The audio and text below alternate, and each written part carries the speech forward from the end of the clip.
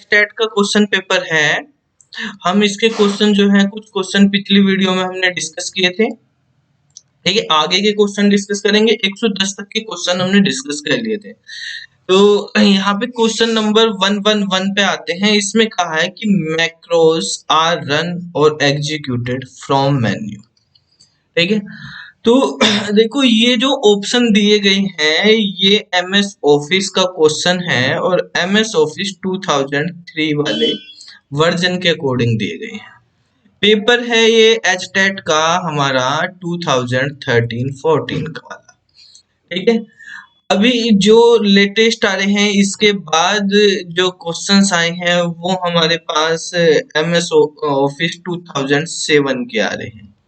ठीक है, अभी जो क्वेश्चन आ रहे हैं वो एमएस ऑफिस 2007 वाले के आ रहे हैं। तो अगर हम बात करते हैं कि मैक्रोज वाला ऑप्शन एमएस ऑफिस 2003 के वर्ड हो, एक्सेल हो या हमारे पास पावर पॉइंट हो तो उनमें किस जगह होता था। मेन क्वेश्चन आप देख रहे हैं तो वर्ड, एक्सेल, पावर पॉइंट के। चाहे एस्टेट का कोई से भी ईयर का पेपर ले लो आप, 2013 के बाद के जो भी पेपर आ रहे हैं सारे, हर पेपर में 14 का है हमारे पास, 16 का, 17 का, 18 का, 19 का, जो भी एमएस ऑफिस से 10 से 12 क्वेश्चन आते हैं आपके। यानी 60 मार्क्स में से 10 से 12 क्वेश्चन जो है एमएस ऑफिस के आ रहे हैं। ठीक है, 60 क्वेश्चन में से तो काफी इंपॉर्टेंट है एमएस ऑफिस। और एमएस ऑफिस में जो क्वेश्चन आ रहे हैं वो वर्ड, एक्सेल और पावर पॉइंट। ठीक है, इनके क्वेश्चंस हमारे पास आ रहे हैं तो आपको अच्छे से समझना। तो वर्ड, एक्सेल, पावर पॉइंट में कहीं भी करो 2003 वाले यानी ओल्ड वर्जन जो थे उनमें जो है मैक्रोज टूल्स वाले ऑप्शन में होता था, वहां पे फाइल वाला ऑप्शन होता था, इंसर्ट डेटा फॉर्मेट टूल्स। तो टूल्स के अंदर हमारे पास मैक्रोज का ऑप्शन। अब जो 2007 वाले वर्जन है, ये जो उसके बाद के वर्जन है, वहां पे डेवलपर टैब होता है। ठीक है, इसको टैब या मेन्यू बोलते हैं। तो डेवलपर टैब या मेन्यू के अंदर जो है होता है।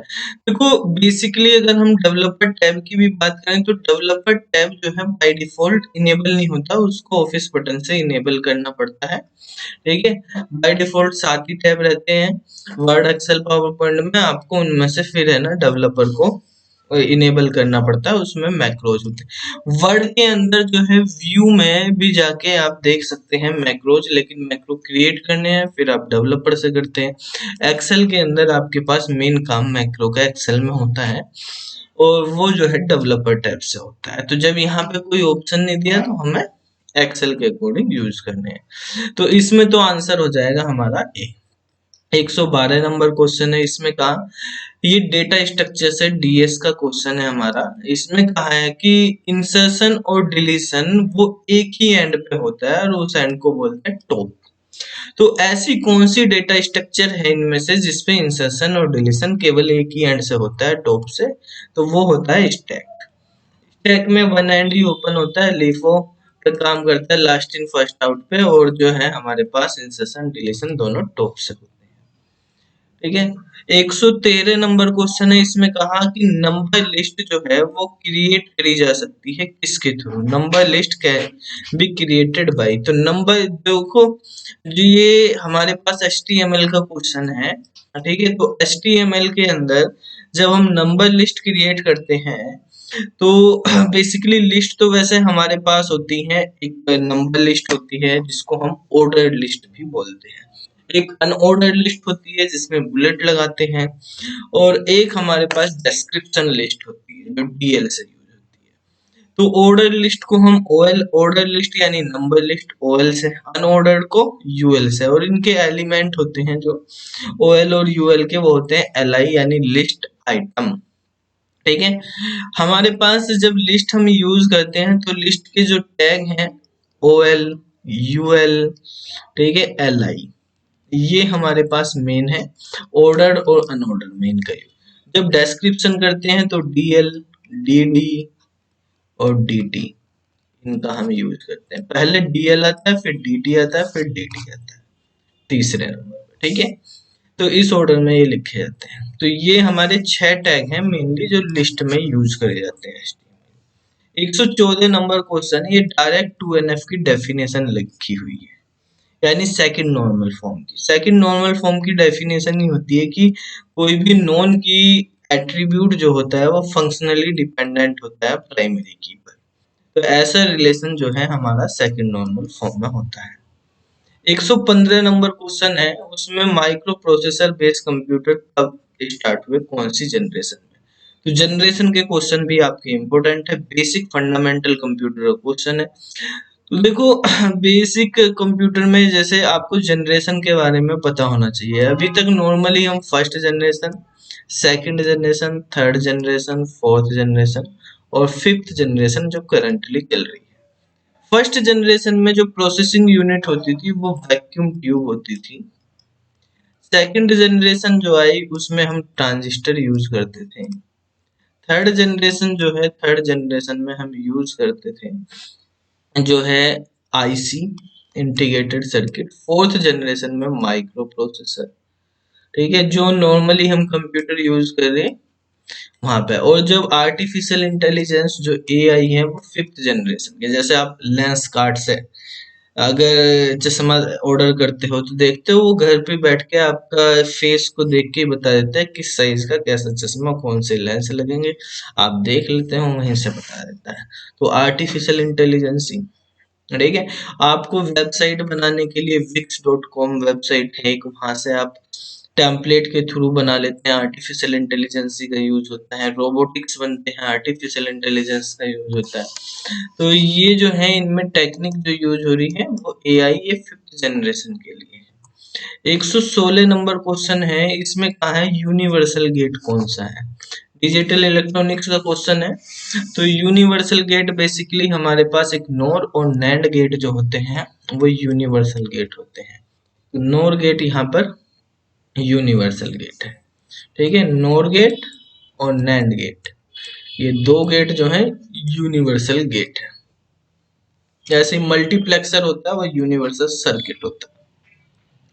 117 में कहा है एसक्यूएल का, डीबीएमएस का क्वेश्चन है कि एसक्यूएल के अंदर जब हम डेसिमल डेटा टाइप लिखते हैं, जैसे मान लिया मैंने लिखा 68.253 इस तरह से, तो जो ऐसी कौन सी चीजें जो इंडिकेट करती है number of significant digit, the number is to have significant digit जो डेसिमल की, वो कौन डिफाइन करता है।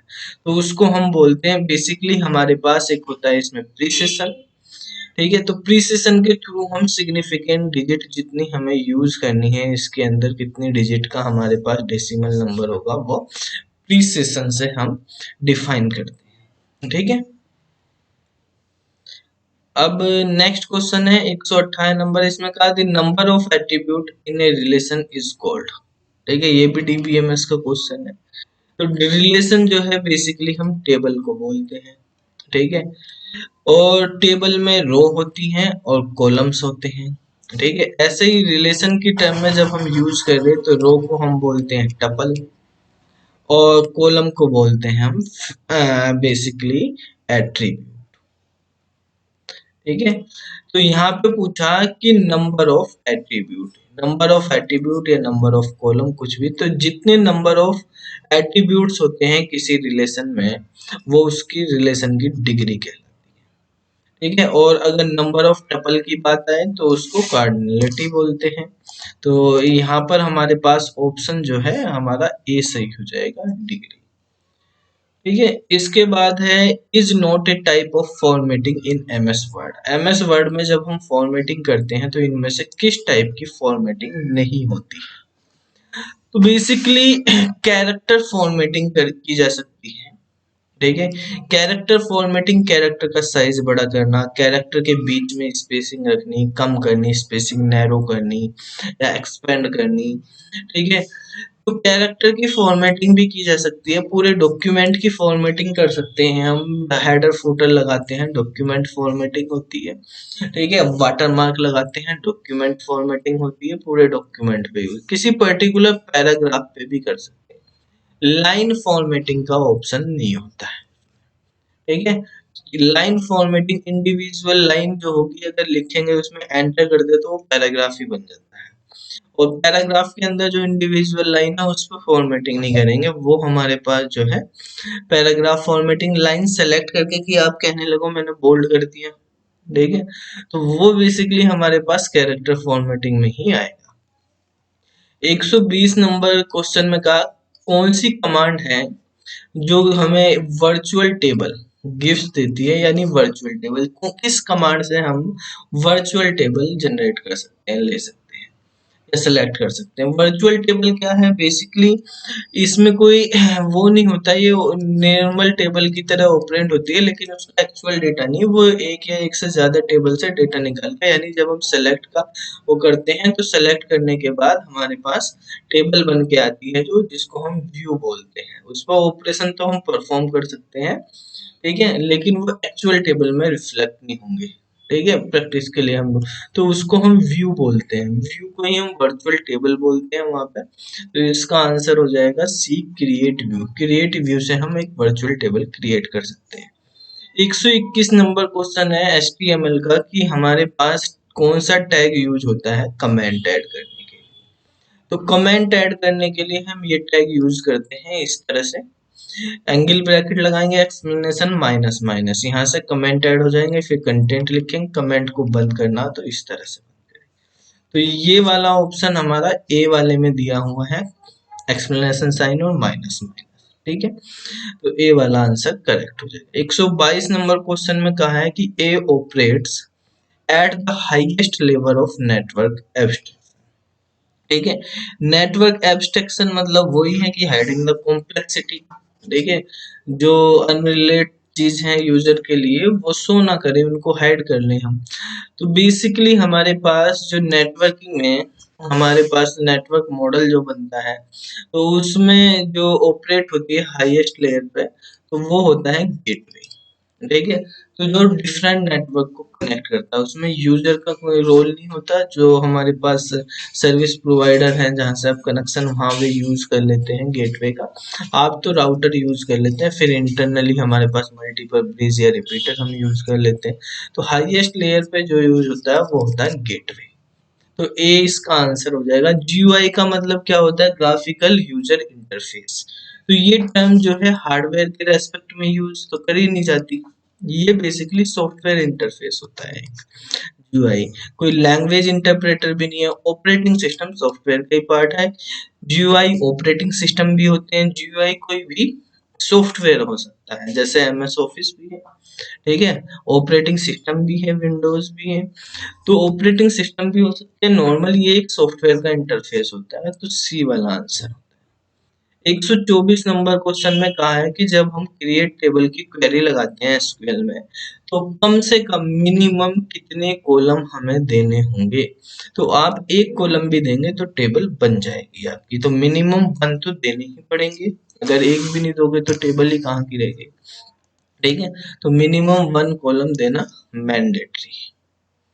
इसके बाद क्वेश्चन नंबर 125 है, इसमें कहा है कि function is use to read string, string को रीड करने के लिए कौन सा फंक्शन यूज करा जाता है।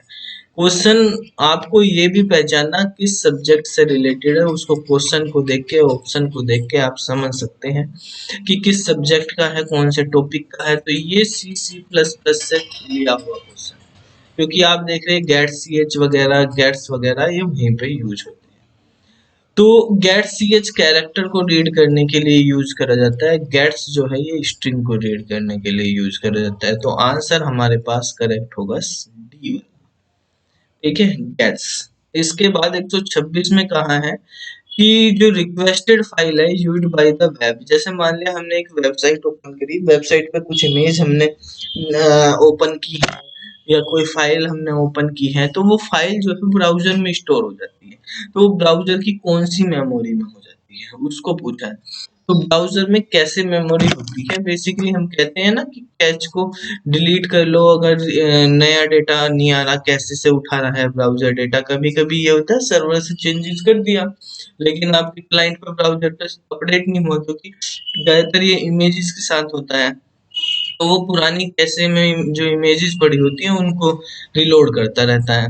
तो वहां से कैसे को अगर हम कंट्रोल F5 करते हैं तो कैसे को रिफ्रेश कर देता है, न्यू कंटेंट लोड कर देता है, तो वहां से हम कर सकते हैं इसको। तो कैसे जो है उसमें रखता है जो हमारा ब्राउजर होता है वो फाइलों को, ठीक है, चाहे वो CSS की फाइलें हों, जावा स्क्रिप्ट की फाइल हो, या कोई इमेजेस की फाइल।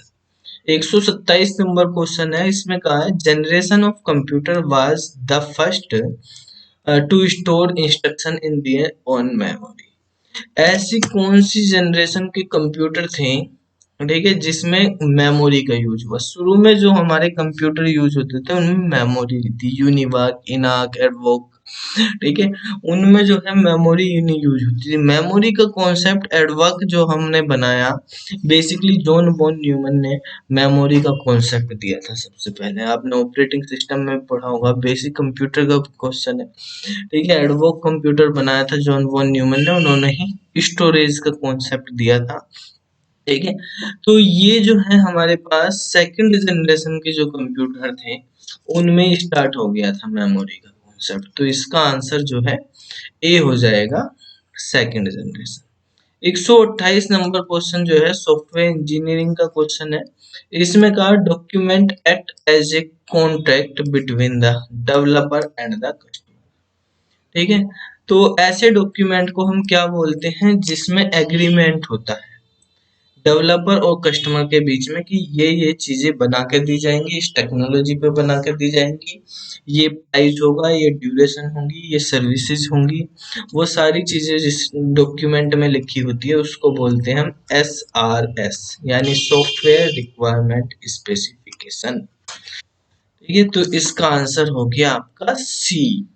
क्वेश्चन नंबर 129 है, इसमें कहा है कि is a collection of data sent as a single message, ठीक है, यानी कलेक्शन ऑफ डेटा को जब हम नेटवर्क पे डेटा भेजते हैं तो जो मैसेज होते हैं हमने मल्टीपल मैसेज को ग्रुपिंग कर लिया, तो जब हम ग्रुप करके एक साथ भेजते हैं तो उसको हम क्या बोलते हैं, डेटाग्राम बोलते हैं।